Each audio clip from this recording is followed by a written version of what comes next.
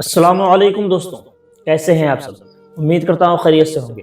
دوستوں، آج کی اس ویڈیو میں ہم لوگ بات کریں گے کہ اگر آپ کو روزے کی حالت میں احتلام ہو جاتا ہے، آپ ناپاک ہو جاتے ہیں، تو ایسی صورت میں روزے کا کیا حکم رہے گا؟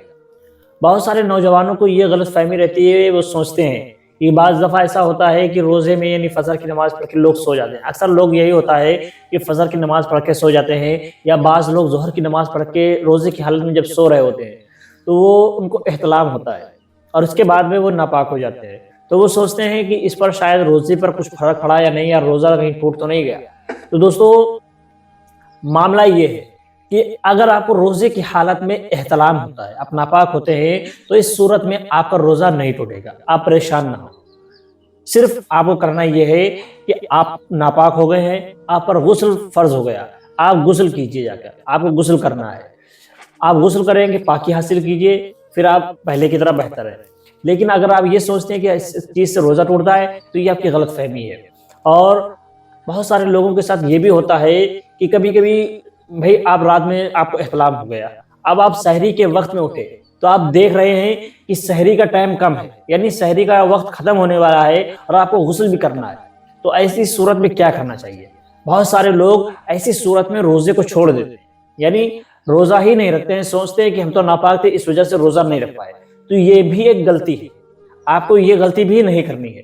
اگر آپ کو احتلام ہوتا ہے اور آپ دیکھ رہے ہیں کہ سحری میں وقت کم ہے، یعنی سحری کا وقت ختم ہونے میں ٹائم بہت کم بچا ہے، تو ایسی صورت میں آپ کو کرنا یہ ہے کہ سب سے پہلے آپ نے سحری کرنی ہے۔ آپ وضو کر لیں، وضو کر کے آپ سحری کر لیں، اور سحری کرنے کے بعد میں، سحری سے فارغ ہونے کے بعد میں، آپ آرام سے غسل کر لیں، کیونکہ بھئی آپ نماز پڑھ سکتے ہیں، بعد میں بھی پڑھ سکتے ہیں، لیکن اگر سحری کا وقت نکل گیا تو آپ سحری بعد میں نہیں کر سکتے۔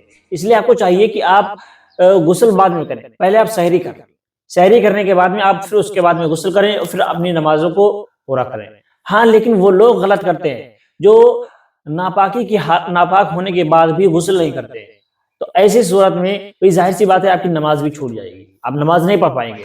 اگر آپ ناپاک ہی رہیں گے، آپ نے غسل آپ پر فرض ہو گیا، واجب ہو گیا، اور آپ غسل نہیں کر رہے ہیں، اور آپ ایسے ہی ناپاکی کی حالت میں پڑے ہیں، تو ظاہر سی بات ہے نماز کا وقت ہو رہا، آپ کی نمازیں بھی چھوٹیں گی۔ تو ایسا تو ہمیں کسی بھی مہینے میں نہیں کرنا چاہیے، کبھی بھی نہیں کرنا چاہیے۔ جب بھی ہم پر غسل فرض ہو یا واجب ہو، تو ہمیں چاہیے کہ ہم غسل کریں، پاکی حاصل کریں، کیونکہ پاکی آدھا ایمان ہے۔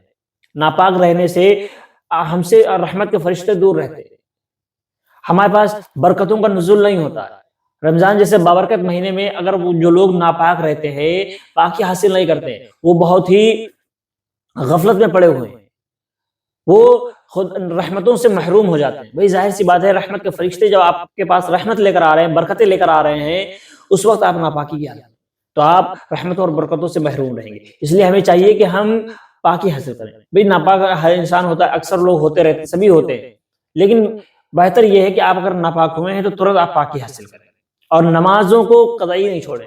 یہ بہانہ نہیں ہونا چاہیے کہ ہم ناپاک ہیں اس لیے نماز نہیں، ایسا نہیں ہونا چاہیے۔ آپ روزے سے ہیں، آپ ناپاک ہوئے تھے، پاکی حاصل کیجئے، اس کے بعد ترنت آپ نماز پڑھ لیجئے۔ آپ کو نماز کسی بھی حال میں نہیں چھوڑنی ہے۔ دوستو، اس ویڈیو کو اپنے تمام دوستوں تک ضرور پہنچائیں تاکہ ان کے بھی اصلاح ہو سکے۔ دوستو، ملتے ہیں اگلی ویڈیو میں۔ السلام علیکم۔